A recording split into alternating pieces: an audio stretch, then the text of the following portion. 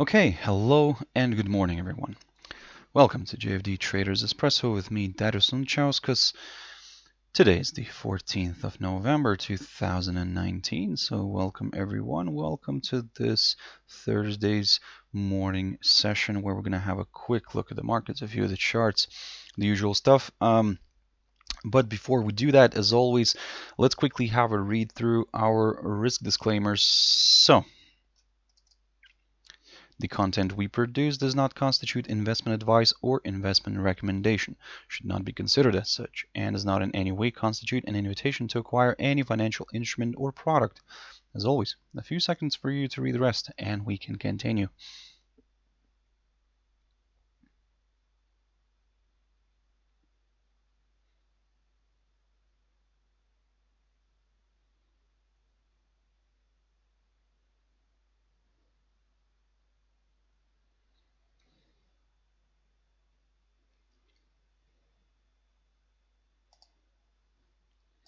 Okay, so also just before we jump into the charts, quick mentioning of our JFD YouTube channel here, to which you can always subscribe to in order not to miss any of our upcoming videos.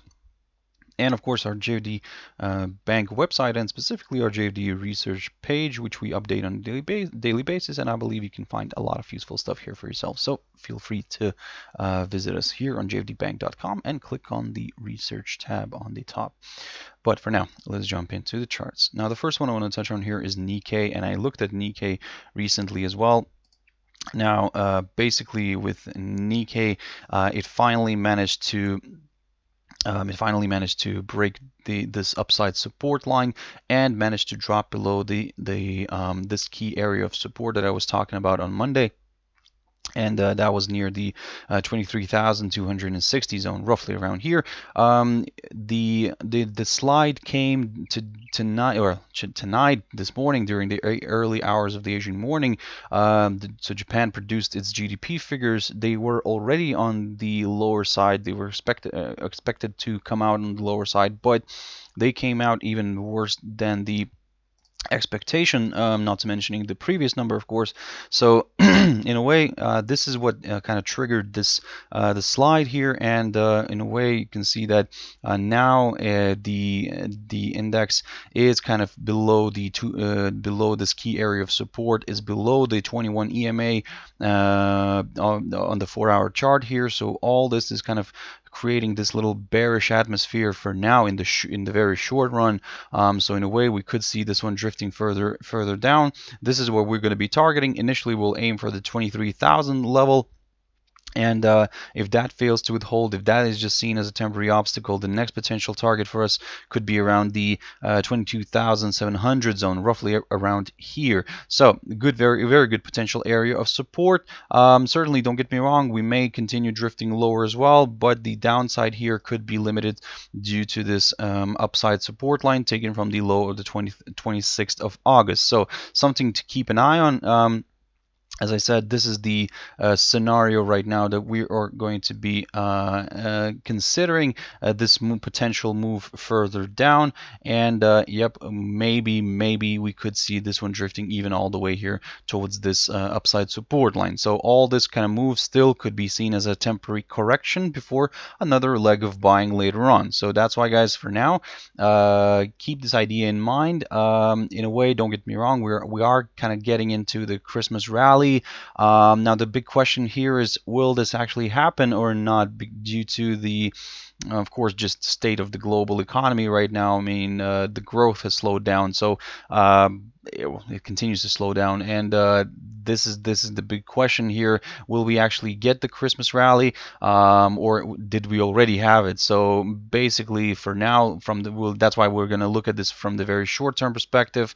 In a way, if this decides to correct a little bit higher, at least for a little bit, let's say, as long as it remains below the 23,260 zone, we will continue targeting the downside. Initially, we'll aim for the 22,700 zone right here. So let's keep an eye on this one.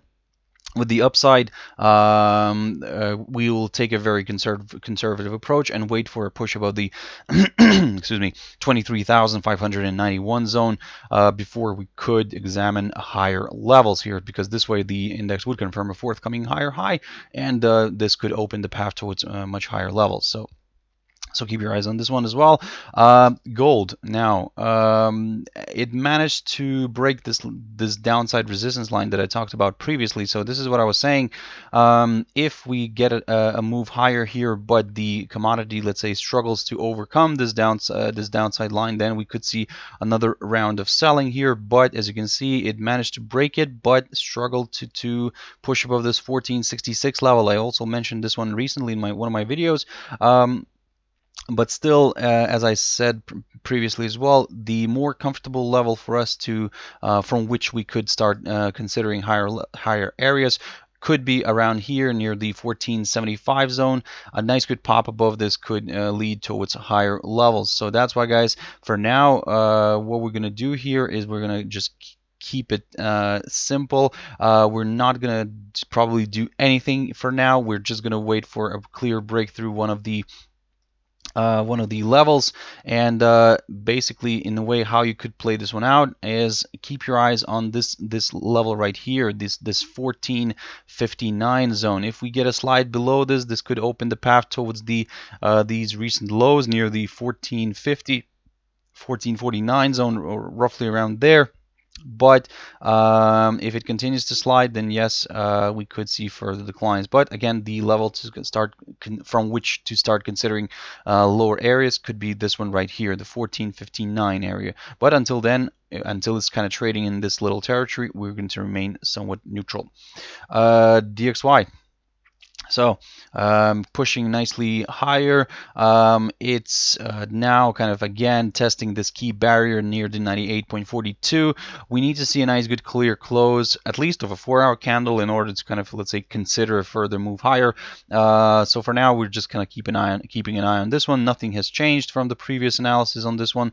So that's why for now, guys, that's the kind of the game plan. In a way, on the shorter time frame, you could probably see yourself here a nice ascending triangle. These patterns tend to break to the upside, so but again, we cannot really talk about that until we get that break, and or even, like I said, a nice close, at least of a 4-hour candle above this barrier, and then yep, we will aim for higher levels. In terms of the downside, we're keeping it careful. We're waiting for a drop below the 98 zone first before we could start looking at some lower areas. So yep, guys, for now, that's the situation here on DXY. Jumping into a few pairs now very quickly. AUDCHF. So the Australian dollar takes a major hit this morning, and that's of course due to the employment figures that Australia produced.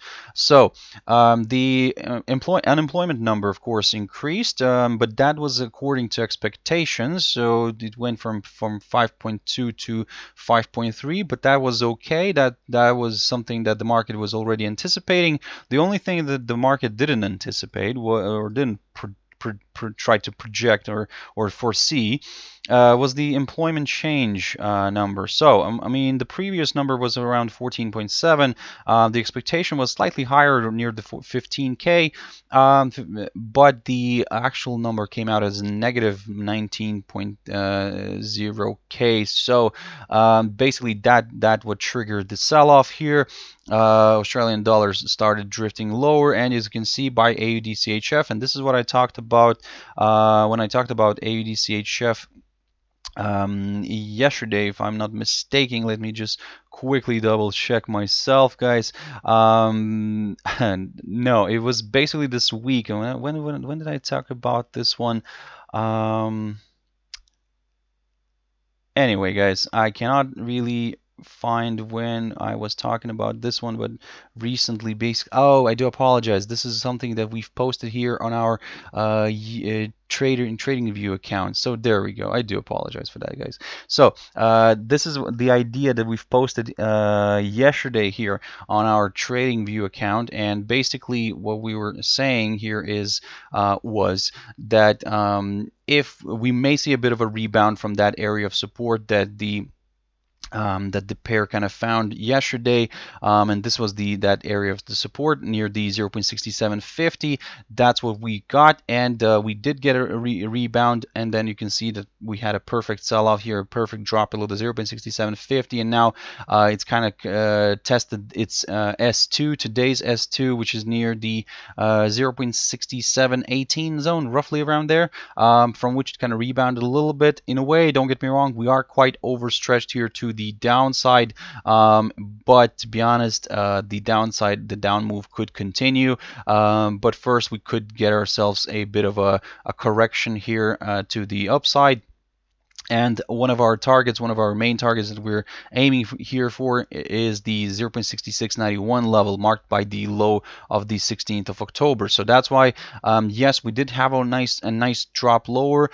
It may drift a little bit lower again, but if it gets if it continues to get held here near the 0.6718 zone, we could see a bit of correction here back to the upside. And but if it's, let's say, struggles to push back above the 0.6750, then this could lead to another round of selling. So keep your eyes on this one, guys. AUD is quite interesting right now. At the moment, it seems that it's one-way traffic, of course, to the downside, but a few kind of swerves from the on the road here, mean back to the upside here, could be possible. So keep your eyes on those. AUDJPY. So basically, the yen is the strongest right now. Although we did have bad data from Japan, so Nikkei takes a dive, but the yen, given its status of a safe haven, that's kind of why it's really strengthening right now, to be honest, even though we had bad Japanese figures. So that's why, guys, for now you can see that this picture here on the AUDJPY, so the weakest currency right now is the Aussie dollar, and the strongest one is the Japanese yen, and this is the result that we're getting. Also, don't get me wrong, we may see a bit of a correction here before another round of selling. Looking at this picture here, you can see we're not far from this upside support line. This a bit of a tentative one, but nevertheless an upside support line that we're taken from the 25th of August. So we're going to keep an eye on this one, but as you can see, the pair found good support near its S2 today, which is roughly around the 73.90 zone, roughly around here, guys, basically. And that's also marking the low of the 24th of October. So a very good, strong area of support from which the pair could drift back a little bit higher, maybe test the 200 EMA here on the 4-hour chart from underneath, and then sell off again in order to test the upside support line. So for now, guys, keep your eyes on this idea. Again, can it continue moving straight away down? Yes, it could. The only thing is that it's quite overstretched here to the downside. So a bit of correction could do here. Then as long as it, for example, also stays below this little there we go, it's in the way a little bit, this little downside resistance line, then yes, all this is kind of leading towards this test of this short-term upside support line. So keep your eyes on this one. GBPJPY. So also talked about this one recently, or should I say in my recent videos.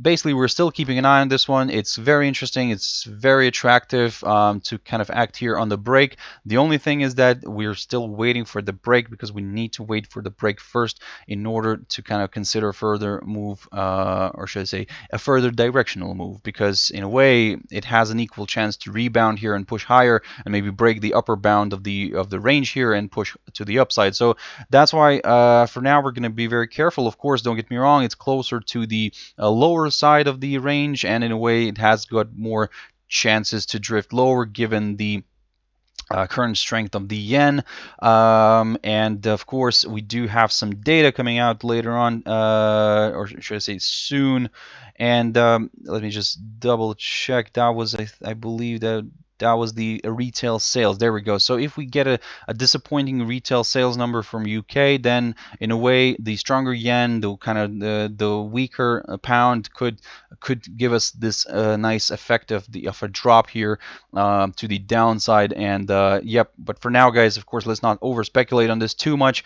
If the numbers come out much better than expected, then we could see a nice rebound here to the upside. So again, keep your eyes on this one. Very interesting developments here. So let's see which way this is gonna break out to. Another interesting pair that I talked about yesterday in my Traders Tea Time, and I just wanted to kind of run it by you again quickly.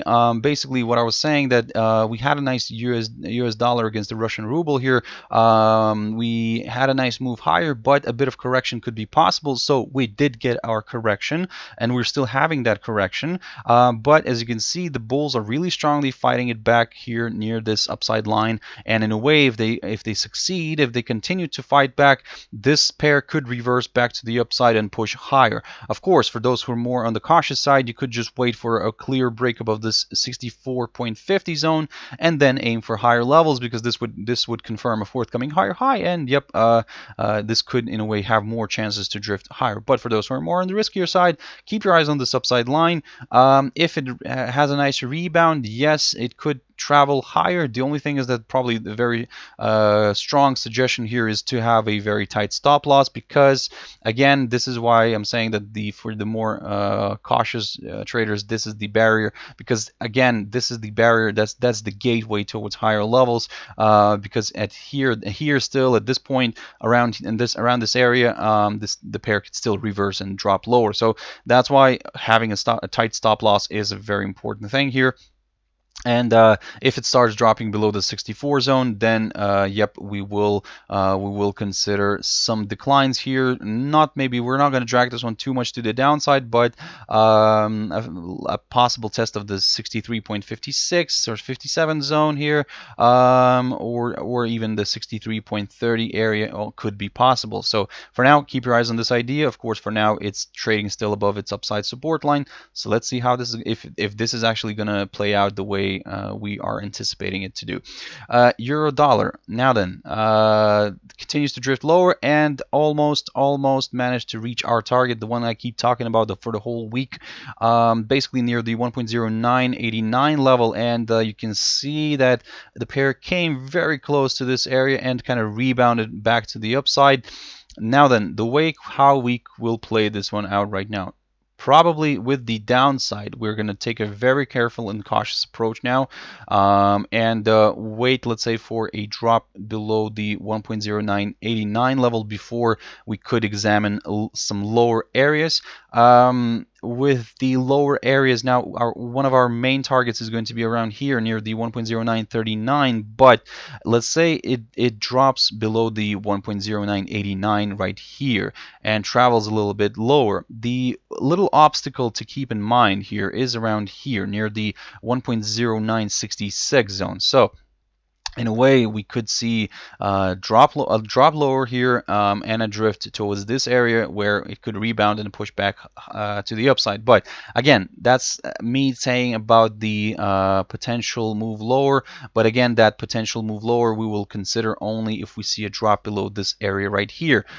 In terms of the upside, now with the upside, it's quite interesting here as well, because let me just quickly push this one away a little bit. I'm gonna reuse this again later, but first, basically, again, that's with the downside. That's the level to consider, because the reason why we're gonna not even, let's say, we're gonna try to curve it and drag it like that, like we did with some previous pairs, because we are quite already overstretched here to the downside. And in a way, given that we have broken this neckline here and we had ourselves a nice double top formation here, we've managed to break the neckline.